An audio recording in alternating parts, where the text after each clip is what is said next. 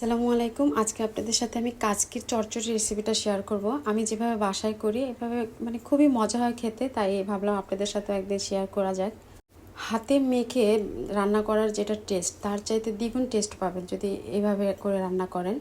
তো এর জন্য আমি প্রথমে কড়াইয়ের ভিতরে নিয়ে নিচ্ছি তেল। একটু তেলটা বেশি পরিমাণে দিতে হবে আর পেঁয়াজের পরিমাণটাও একটু বেশি দিতে হবে।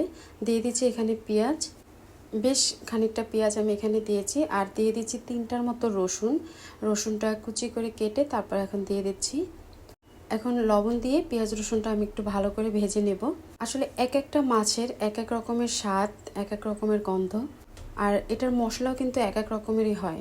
যদি এখন এই ছোট মাছের ভিতরে বিভিন্ন ধরনের মশলা, স্পেশাল মশলা এত কিছু দিই, তাহলে মাছের যে স্বাদটা, গন্ধটা সেটা কিন্তু পাওয়া যাবে না। আর এর জন্য আমার কেন জানি মনে হয় বরিশালের মানুষরা যেভাবে মাছটা রান্না করে, ভুনা করে, সেই যেই মাসে যেই রকম মশলা ঠিক তারা সেরকমই দেওয়ার চেষ্টা করে।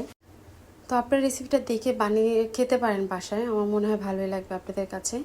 এরকম কাচকি মাছের ভিতরে অনেক ধরনের মশলা না দিয়ে এরকম হালকা মশলায় রান্না করলে সেটা অবশ্যই ভালো লাগবে ইনশাল্লাহ। পেঁয়াজটা যখন একদম লাল লাল নরম নরম হয়ে যাবে, সেই পর্যায়ে আমি 2 চামচ দিয়েছি শুকনা মরিচের গুঁড়া, 1 চামচ দিয়েছি হলুদের গুঁড়া, আর জিরার গুঁড়া দিয়েছি 1/2 চা চামচ। আর কাচকি মাছ এটা কোটার কিছুই নেই, এটা বড় ট্রেতে নিয়ে আমি বেছে নিয়েছি যাতে ভিতরে কোনো ময়লা টলা না থাকে। তারপর খুব ভালো করে ধুয়ে চালনির উপরে রেখে দিয়েছিলাম। মশলাটা দেওয়ার পরও এটা আমি 3-4 মিনিটের মতন মশলাটা একটু ভেজে নিয়েছি চুলার আঁচটা কমিয়ে।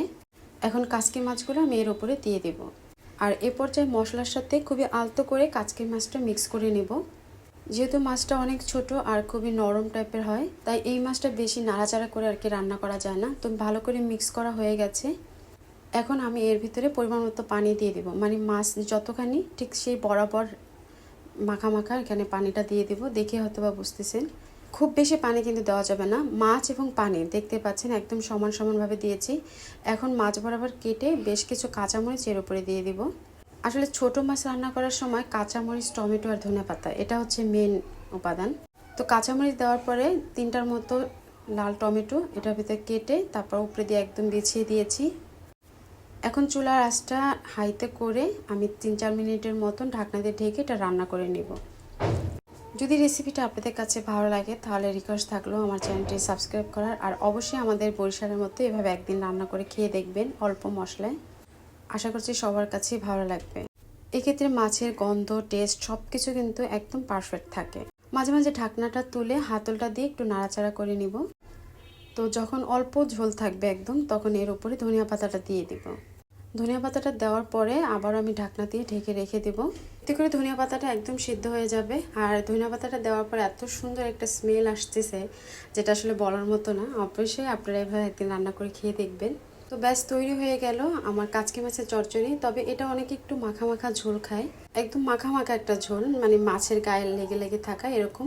আবার কেউ একদম লো হিটে রেখে এটা একদম শুকিয়ে নেয়, কোনো রকম ঝোল থাকে না, শুধু নিচে যখন এটা তুলে নেয় মাছটা তেল থাকে। আমি মাছটা তুলে আপনাদের সাথে শেয়ার করলে তখন আপনারা বুঝতে পারবেন। আর এটা যখন আমরা পরিবেশন করি তখন কিন্তু কড়াই সহই আর কি টেবিলে নিয়ে যাই। ঠিক এরকমটা থাকে আর কি, একদম লাস্টের দিকে একটুখানি তেল থাকবে। পুরো মাছটা কিন্তু আমার রান্না হয়ে গেছে। এভাবে করে রান্না করে আপনারা দেখতে পারেন। আশা করছি আপনাদের কাছে ভালো লাগবে। তো আজ এ পর্যন্তই। আল্লাহ হাফেজ।